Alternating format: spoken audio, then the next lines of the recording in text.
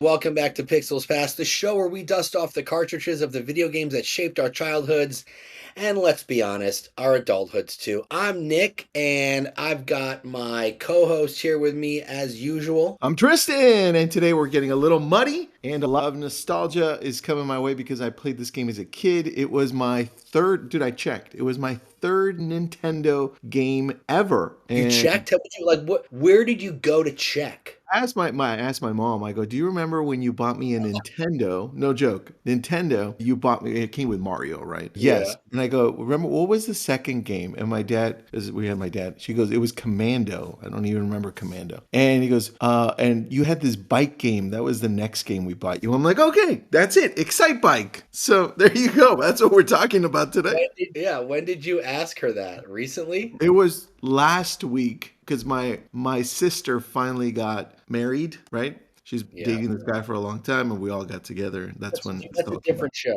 That's a whole different show. So your sister got married, and then you were like, We were hey, talking. give me Hey, that. remember? I go, Nick and I are doing this cool video game podcast. And do you remember when? And then it was just like a sidetrack thing. It was the best. That's so funny. Cool. Well, hey, I'm glad that you were able to keep track of what your third game was. I expect a full list It's coming. in I'm the writing it next down. episode. But look, here's the thing with Excitebike. This game was not just about jumping ramps and racing the clock. It was about innovation. It was about creativity. And Nintendo's first bold moves into giving players control over their own experiences. So let's fire this one up. Let's jump on that horrible, uncomfortable seat and rev those engines and Let's move it forward. rewind. Let's rewind to 1983. I think I was 5 years old, man. What do you think? Nintendo had just released in Japan their brand new home console, and this was a huge moment. They were transitioning away from toys and arcade cabinets and stocking their claim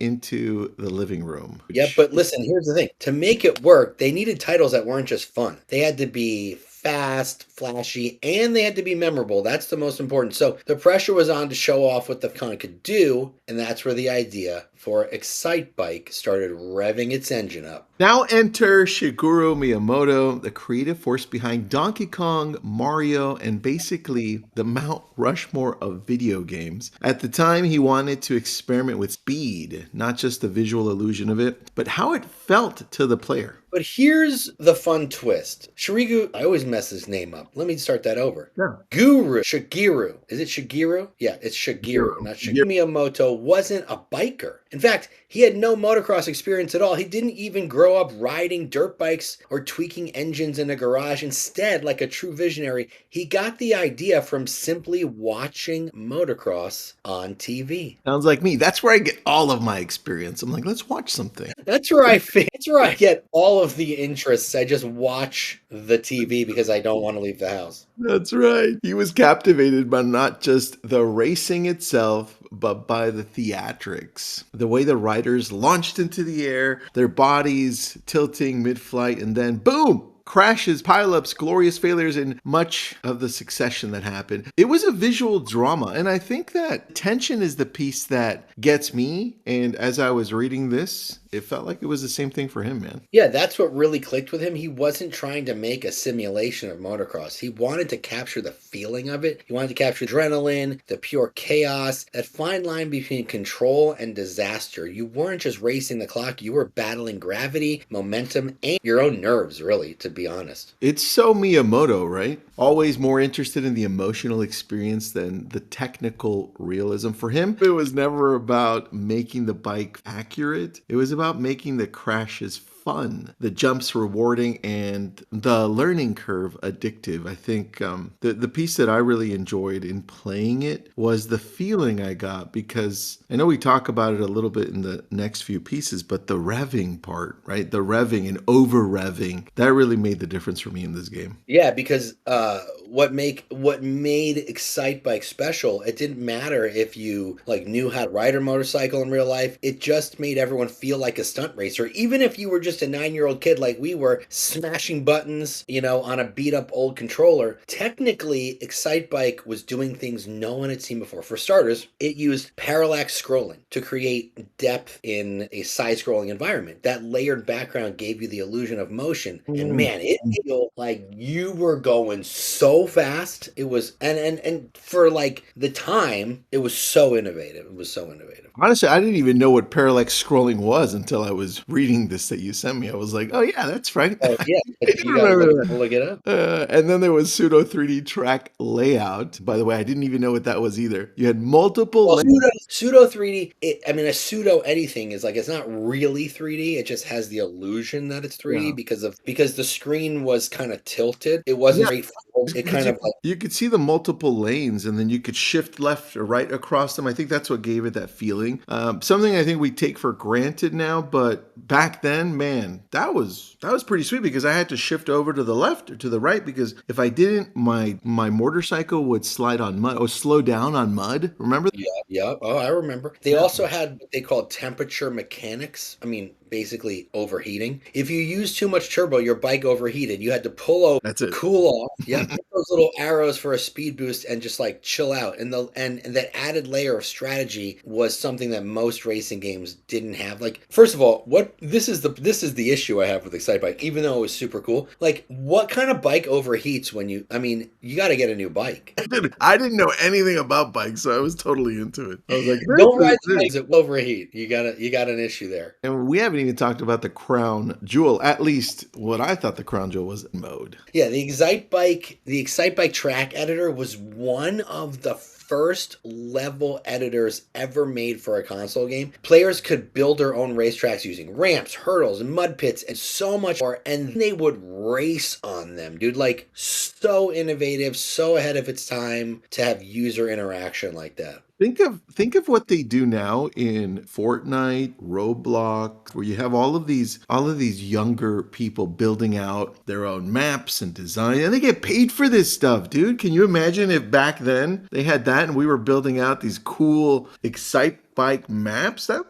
That's to me. You're making lots of money creating Fortnite and Minecraft modifications for sure. And Miyamoto it just goes to show you like how far into the future this guy was thinking. And they couldn't even do the things he wanted to do because they didn't have the tech. Yeah, and with all of that though, save function didn't work, which Famicom had a special cassette adapter that let you save your own tracks. We didn't get that here. No, the Japanese were like, we're not giving it to the Americans. Sorry, we're keeping all that. So unless you were playing like for hours straight, all your custom work vanished the second you turned the system down. But still, we were talking about this before. The idea of user-generated content in 1984 was so revolutionary. It was essentially the spiritual ancestor of Minecraft or Fortnite or Roblox or what. Basically, all of these games now, you can just build these out. Dude, I remember building out the little maps, the little ramps, and putting them this and there. And I was like, it didn't save. I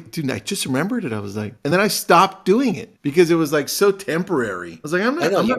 Oh, anyway. When Excitebike launched in Japan in 1984 and in the US in 1985, it became one of NES's original launch titles. It stood out in a library filled with shooters and platforms. There was nothing else like it. It was a critical and commercial hit, and reviewers praised its tight controls, addictiveness, and originality. And for a lot of kids, it was their first taste of speed and chaos in a video game. And let's not forget, because I did, Excitebike had no multiplayer. I seriously thought I was playing with somebody else, man. Until I was you couldn't play with other people. You play with the computer. For some reason, I completely forgot about that. But it was social gaming before split screens were a thing. I just remember you would take turns trying to beat each other's times. That was kind of like I do remember. That was the multiplayer aspect. Even though you couldn't play together, you could take turns and be like, oh, I beat your time. But Excitebike nailed the Nintendo formula. Accessible mechanics, high replay value, layered challenges. It looked simple, but it rewarded players who learned how to land jumps perfectly, balance the turbo use, and have master timing. It was kind of like a 3-in-1 formula that you had to have in order for that game to really reward you. And I mean, the physics of it were just incredible. Like you mentioned before, when you went through the dirt, it would slow slow down. Mud. I Yeah, remember. yeah. I mean, I just picture it now. Like if you had it for, one of these new consoles, they would probably add vibrations into the controller too. That'd be Yeah, sick. that's true. And then unlike a lot of early games that got stale fast, Excitebike had depth. You could just play for fun or like I did, push yourself to get better and better on those times. If somebody came to your house and they beat your time, you're like, I'm gonna beat that one, right? That's I think If what they made if they came to my house and beat my time, I'm kicking them out of my house. So, but anyway, listen, it's time for trivia. Let's drop some facts that'll make long go. Wait a minute, what? Okay, so first up, Excitebike was part of the Nintendo Versus arcade cabinet system before the NES launched. That meant it had a full upright cabinet in Japanese arcades, and it was brutally hard. Next, Excitebike was originally going to have two-player split-screen racing, which would have been amazing. But the devs couldn't make it run smoothly. They shelved it only to bring it back 16 years later in Excitebike 64. Yep, and here's another one. The bike in Excitebike has never had an official name, but fans nicknamed it the Red Rocket. But Nintendo has yet to confirm or deny it. And Maybe best up Nintendo. Let shout, us know if you agree with that name. and shout out to Super Smash Bros. Did you know Excitebike racers appear as assist trophies and even have their own stage cameo? I didn't know that. That's pretty sweet.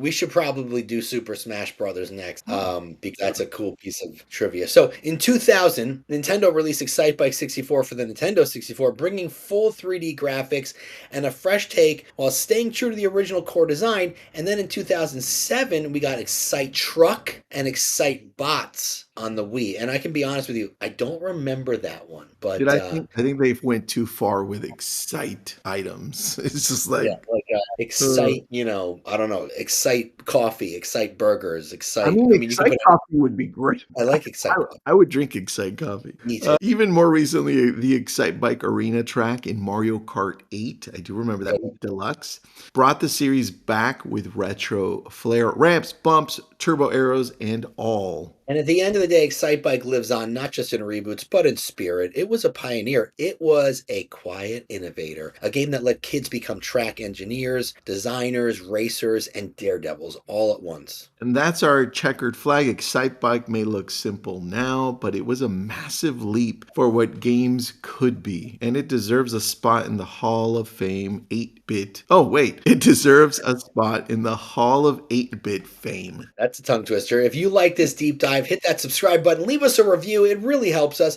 Got a game you want us to cover? Drop us a line on TikTok at Pixels Past or just comment below on this video and let us know what game should we do next. There are so many. GoldenEye,